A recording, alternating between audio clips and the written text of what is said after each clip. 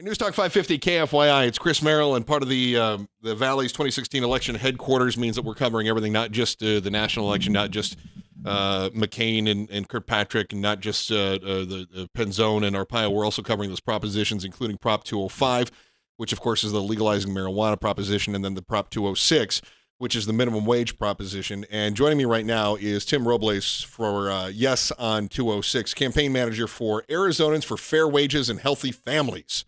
And listen, Tomas, thank you so much for being on the program. It's good to have you on here, man. Thanks, I appreciate it. So I guess let's start at the beginning then. Why the push for a minimum wage increase in a state that it wasn't too long ago, 10, 15 years ago, that we just had a ballot initiative that did increase the minimum wage in Arizona? Yeah, so that was 10 years ago, and the current minimum wage right now is $8.05, and that's just not simply not enough to live off of here in the state or even the country. And so as running a nonprofit that I came from, Lucha, Living United for Change in Arizona, we started really working around economic justice. And we were, after speaking with families like Carmen, who had a one-bedroom apartment for her husband, and her 4 kids, and they didn't even have furniture. And so the conditions that our people are living in, that are working full-time and still having to be in poverty, we knew that it was time to raise the wages. There's been a movement to raise it to 15, but here we wanted to make sure we found a wage level that both our small businesses and our families could be good with, and we landed on $12 by 2020.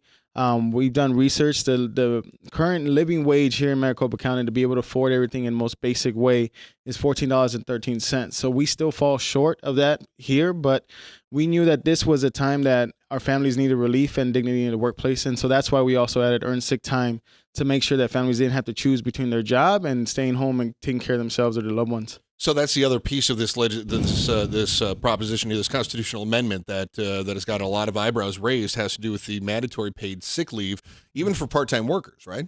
So it's statutory. It's a statutory amendment. It's for full-time workers. So it's earned sick leave. They get 1 hour of earned sick time for every 30 hours a week that they work. So what I've got here. My understanding is that it applies to part-time employees as well, and you're telling me it is not? As long as they work 30 hours a week, they would earn 1 hour of sick time. So usually 30 hours means they're full-time. I see. Yeah. Okay. All right. Fair enough. All right. So let's talk then about some of the issues that people are having with this, if we may. And I think we understand largely what the push is, why people want a minimum wage increase. And I understand we can use words like we want wage dignity, we want all these, but honestly, we want to make more money for people that are largely unskilled labor, want more money in the paycheck at the end of the week.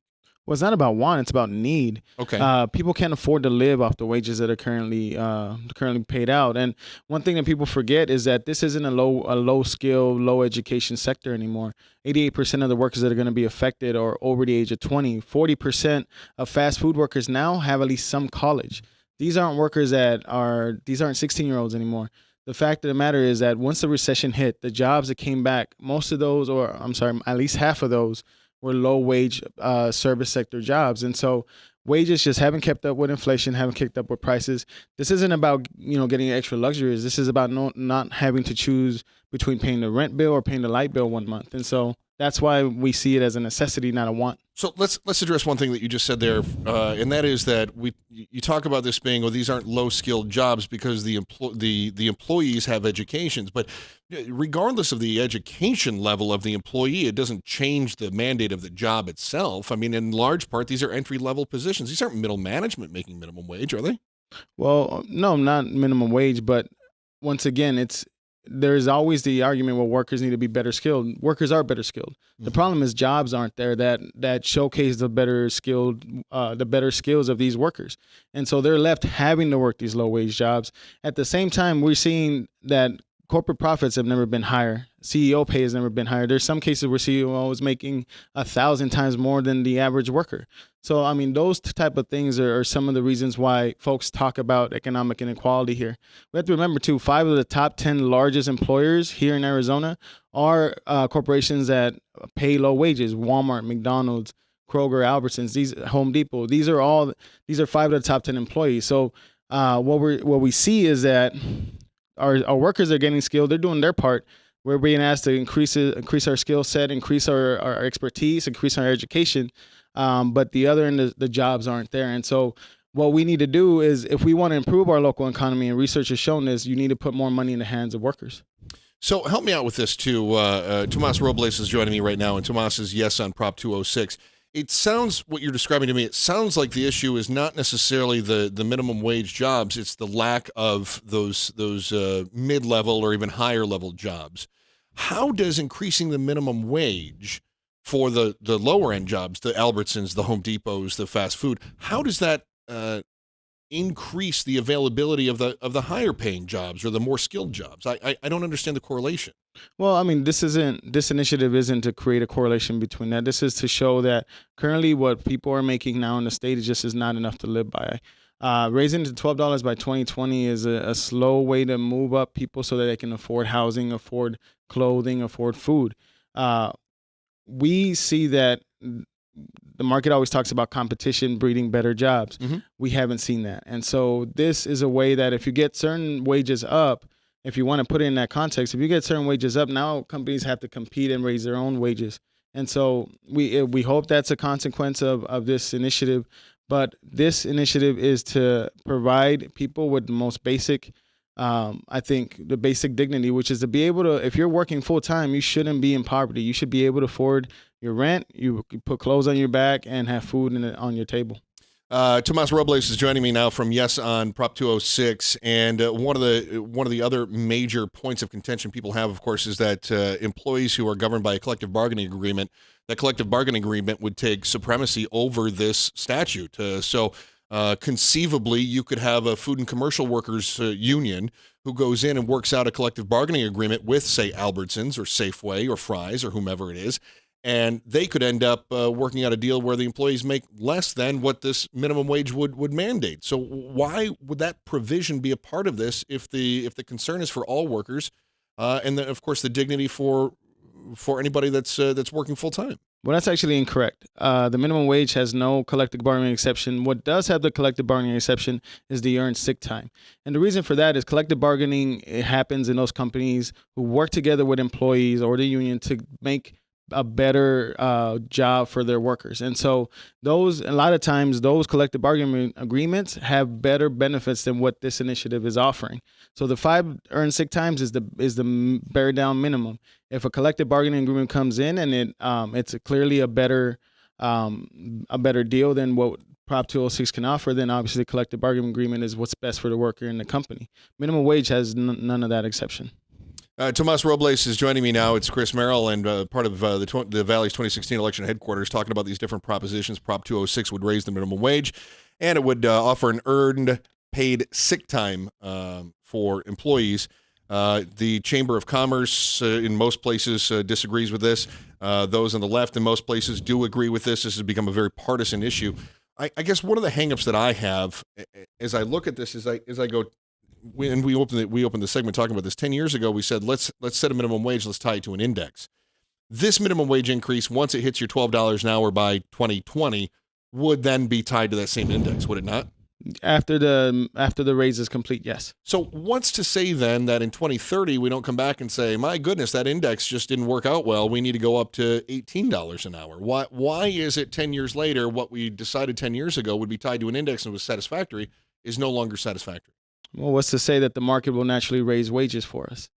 We don't know what's going to happen. But that's why it's tied to an index. Well, yeah, it's tied to an index, but as we saw from the 2006 index to not, it's raised at 80 cents, or I'm not sure how much. Basically, the wage now from that index, although it's been raising it a nickel. It was $6.75 right at the time. Yeah. So in those 10 years, it's raised it $1.35 cents. So, I mean, $8.05 is still not enough to live off of. In 2020, if you do the same $1.35, or 2030, you do the same $1.35, that'll be what, $13.35. We don't know if $13.35 will be a living wage in 2030 or not. Again, this is about the now, and the now is people can't survive on $8.05, people can't survive on $9, people can't survive on $9.50. So for us is we know that our families work hard. Many times our families are working 2 or 3 jobs and cannot afford for the basic necessities. So this is to address the fact that our workers need dignity and respect in the workforce, and our workers need to have the the just comfort of knowing that they no longer have to choose between getting sick and keeping their job. Tomas Robles is joining me, and I'm going to come back to that once again because, again, as we tie it to an index, which personally I think if we're going to have a minimum wage, it should be tied to an index, and that index should be commensurate with inflation, and that should be the way. And I'm glad that that remains a provision of this, too, because I think too often it becomes easy for this to become a political football in the future if it's not tied to an index. But when we did that 10 years ago, we tied it to an index. That index has gone up at this same $1.30. I think I'd redid the math in my head. If it's still at 8.05, I think it's going to go up, though, at the first of the year, but I digress anyway. It goes up 10 cents. Okay. So say it goes up at $1.30. Again, we're talking about an increase of, I don't know, 18, 20%, whatever it might be. What my concern, though, is that we said in 2005, 2006, we said, well, that's the index. We tie it to it. That index has gone up that same amount. That index is the index. And so with the minimum wage tied to that index, I guess I'm a little bit confused as to why all of a sudden it's not good enough. What was 10 years ago is not good enough now when it is commensurate exactly the same amount when tied to inflation. Yeah, again, I didn't make the decisions in 2006 on what wage level it should be then. I don't know if $6.75 back in 2006 was a living wage. Again, for this initiative, we try to get as close to a living wage as possible for our residents here. If the index hasn't kept up with how much prices are now, then that's where it shows that sometimes, although the index is great, it may not raise it to the level where our families actually need that wage. And this isn't just about the people making 805. People that again are making 950 can't survive if they have a family. So we see this index as a very good thing, but it may or may not be enough it may not be able to keep up with the prices of actual inflation and the actual rent. Back in 2006, living in downtown wasn't very expensive. Now living in downtown is more expensive than Scottsdale. So we see just how quickly things can change in just 10 years. Tomas Robles, thank you so much for your time. You've been an absolute expert. You've been a pro, and I really appreciate you being on the program there, my friend, and stating your case for Prop 206. We'll continue here on the Valley's 2016 election headquarters. It's News Talk 550 KFYI.